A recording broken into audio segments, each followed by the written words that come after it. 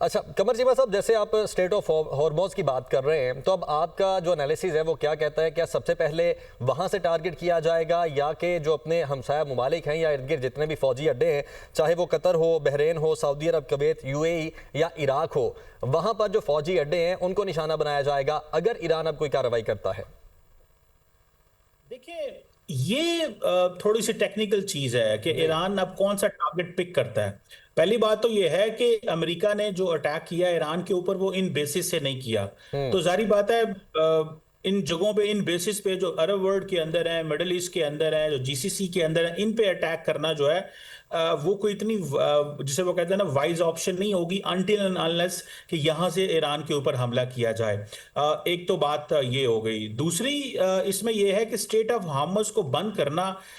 इसमें इसराइल का कितना को नुकसान हो सकता है, ये एक सवाल है। इसमें अमेरिका का क्या, या तो अगर आपके पास एक एग्जैक्ट इंटेलिजेंस है कि इस वक्त अमेरिका के एसेट्स यहाँ पे घूम रहे हैं, आप वहां पे हमला करना चाहते हो, तो दैट मेक सेंस कि आपके ऊपर हमला हुआ है अंडर यूएन चार्टर आर्टिकल 51, आपका राइट टू रिस्पॉन्ड है, आप कर लें, ये हो सकता है। लेकिन पूरी की कर देना जिससे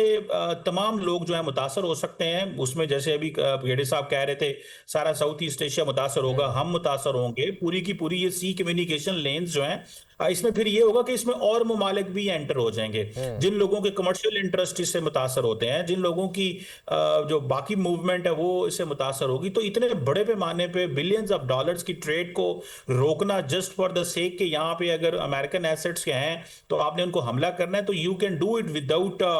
ब्लॉकिंग भी आप। इस पे जारी बात है